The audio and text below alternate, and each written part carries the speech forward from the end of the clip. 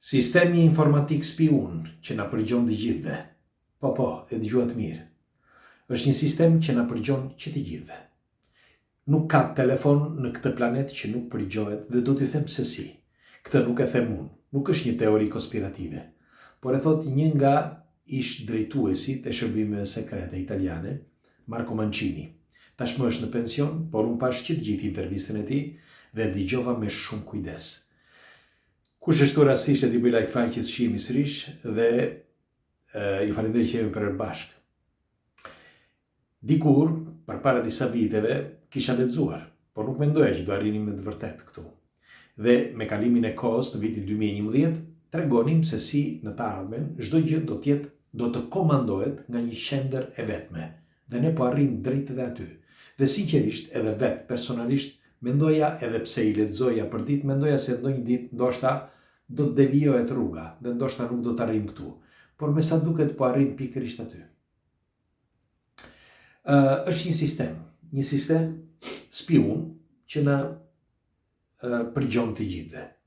Është një software, ka disa software, por një në veçanti përgjon të gjithë. Pra i përgjon të gjithë në të njëjtin moment. Pra në të njëjtën kohë dhe në kohë reale. Si i përgjon? I përgjon, doja të thosha fillimisht, të mbani mend që para disa kohësh ishte menduar që celularët të mund të kishin një switch off, switch on. Ajo që ne të bëjmë, pra shtypja që ti e fik gjoja telefonin, nuk ka lidhje fare. Fiket vetëm për sikur ti jetë në stand-by, sepse telefoni bëhet gjithmonë i ndezur, sepse brenda ka një bateri të vogël që mban gjithmonë ndezur dhe të gjitha pjesët çfarë ka brenda mund të aktivizohen nga jashtë aparatit, pra nga jashtë celularit për shembull. Dhe aktivizohen nëpërmjet disa software. Tani ndahen në 3 kategori këto 3 software-at, ose ky software ndahet në 3 kategori. 1. Përgjimi total i të gjithëve dhe bëhet në mënyrë të përditshme, në çdo lloj forme, dhe merren të gjitha informacionet, të gjitha këto informacione seleksionohen nga inteligjenca artificiale, ose edhe sikur mos jetë inteligjenca artificiale, seleksionohen nga një aparatur që seleksionon fjalët. Nëse janë fjalë të koduara, apo emra, apo një fjalë për shkak nëse është fjala bomb apo ku ta di unë. Ose nëse do përqendrohet diku, sepse e përqendrojnë si punë e radios, përqendrojnë me ato fjalë, duke i vendosur aty, që nëse do t'i nxjerrë ky aparat, pra ky software, ne dim që pak a shumë ky njeri apo ai tjetër apo ai tjetri flet për këtë, sepse sistemi vetë ta tregon duke filluar nga 1, 2, 3 me radhë, deri tek 1 miliardi, 8 miliardi.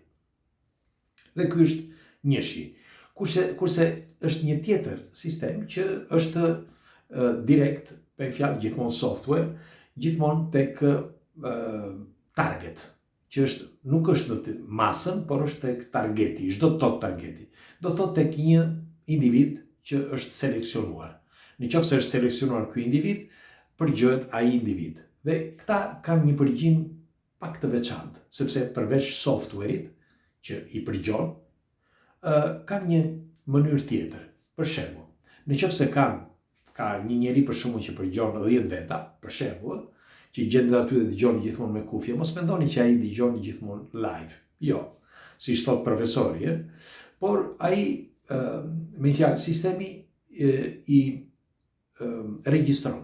Dhe çfarë bën? Me anë të sistemit, me anë të këtij software-it, mund të aktivizojnë zërin, me fjalë zërin e telefonit, mund të aktivizojnë mikrofonin, mund të aktivizojnë telekamerën, mund të aktivizojnë si thonë në Shqip,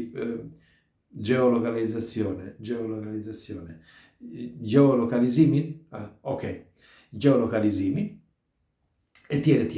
Pra të gjitha ato funksione që ju mendoni që i keni fikur, ose i keni bërë switch off në telefonin tuaj, nuk vlejnë fare.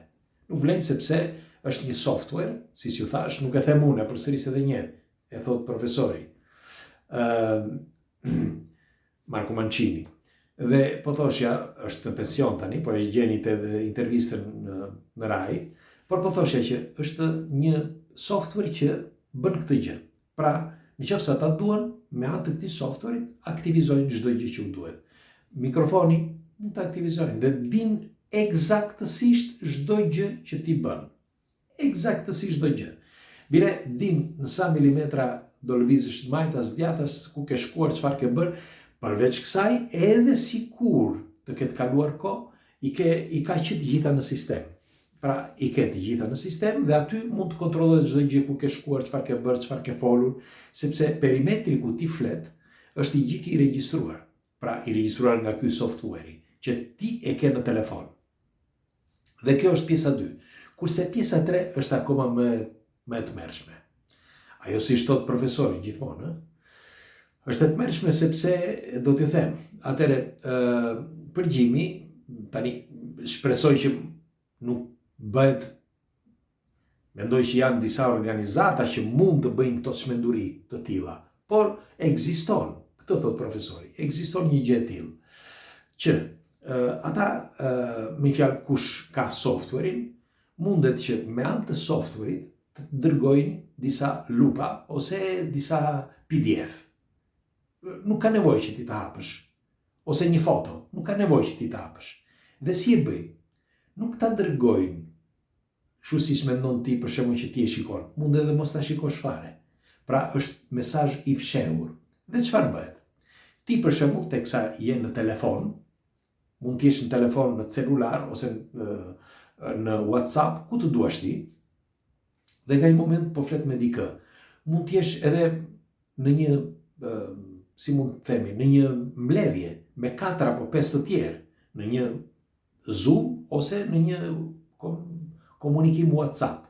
Pra, pak rëndësi ka, por në momentin që ti je me dikë, sepse ata mund ta bëjnë dhe nëse ti nuk je, por nëse je me dikë, ata të dërgojnë këtë mesazhin, që është një mesazh siç thash, ose foto, por kryesisht është PDF.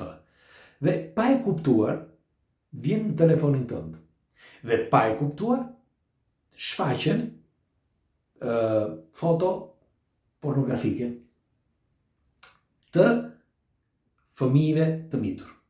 Jo vetëm kështu normale, por edhe të miturve. Dhe këtë mund ta përdorin kundër dikujt, nëse duan ta arrestojnë, sepse në këtë moment, nëse të gjejnë foto të tilla në telefonin tënd, ti i ke, me fjalë, i thua burgut hapu, sepse të arrestojnë pa asnjë problem në vend. Dhe ky është le të themi ai problemi kryesor që doli gjatë intervistës që bëri profesori. Sepse edhe prezantuesi e thot publikisht, atëherë thot ku është siguria? Ku është siguria? Nëse unë thot personalisht dikush më dërgon një, nëse do që të më bëj keq thot, më dërgon një PDF, po i thot profesori, dërgon një PDF, ike, aq është. Erdhi sepse urdhri i arrestit vjen me njerë. Sa po dëgjojnë të, vjen me njerë. Dhe kjo është çmenduri. Është çmenduri sepse ne do t'ja po nuk do, po shkojmë drejt jo vetëm globalizimit, jo vetëm drejt asaj qendre që thash që do t'jetë çdo gjë e kontrolluar nga një qendre vetme, por drejt edhe një sistemi, le të themi, jo diktatorial jo, por do të thoshja një sistem që nëse ti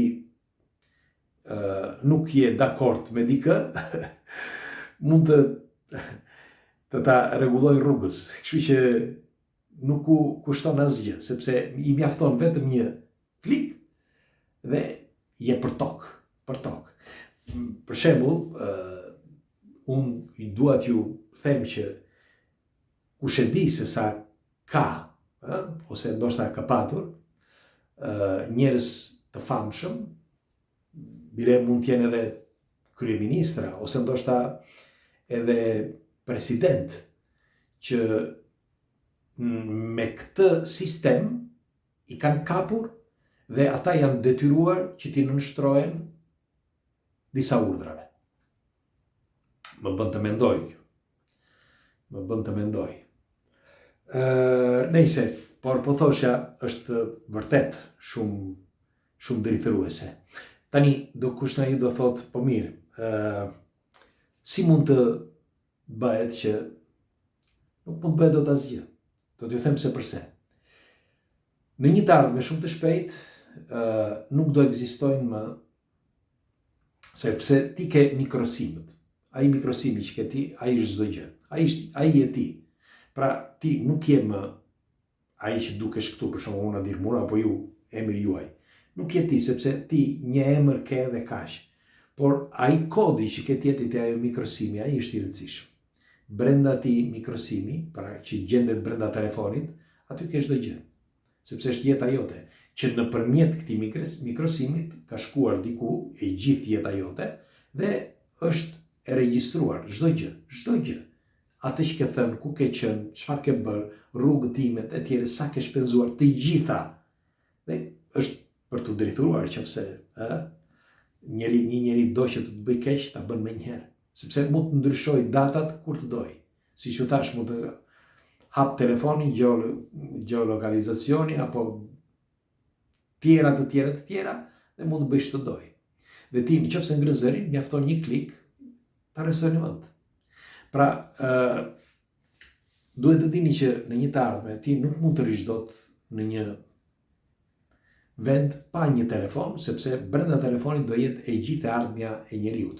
Sepse brenda telefonit po shkon çdo gjë, të ardhurat financiare, parat po shkojnë në telefon, dokumentat po shkojnë në telefon,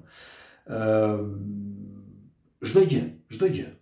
Pra edhe votimet, çdo gjë po shkon në telefon. Pra ti çdo gjë që do bësh, do ta bësh nëpërmjet telefonit.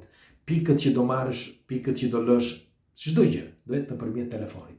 Dhe ti pa telefon, sepse telefoni do të jetë ai identifikimi yt ose puna jote. Me fjalë, aty do jetë çdo gjë, është je ti. Nuk mund ta braktisësh, nuk mund ta hedhësh, nuk mundet ti që mos të kesh një telefon, sepse do vi momenti, shumë shpejt, erdhi, i kemi një pjesë për këtyre. Shumë shpejt do vi momenti që do të thonë, ok, bëhe regjistrimin nëpërmjet telefonit, nëpërmjet ti portali. Ti nuk mund t'i marrësh dot telefonin nënës tënde, kushuririt apo vllajt apo motrës. Je i detyruar të kesh telefonin tënd, sepse çdo gjë ndodh me telefonin tënd. Çdo gjë. I keni parë ato kontaktet me dy faktore apo çfarë janë rregullat bankare etj. Aplikacionet, pra çdo gjë është në këtë telefon.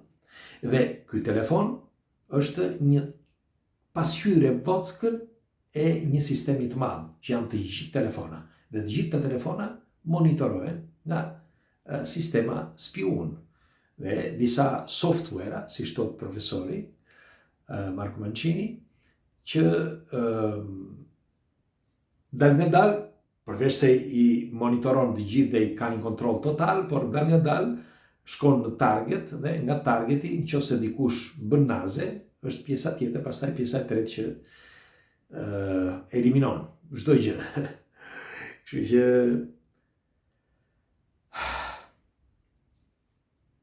shpresoj të jeni mirë. Shpresoj çdo gjë të shkojë mirë. Shpresoj. Natën e mirë të gjithëve dhe do të dëshiroj një komentin tuaj. Ju çfarë mendimi keni? Nata.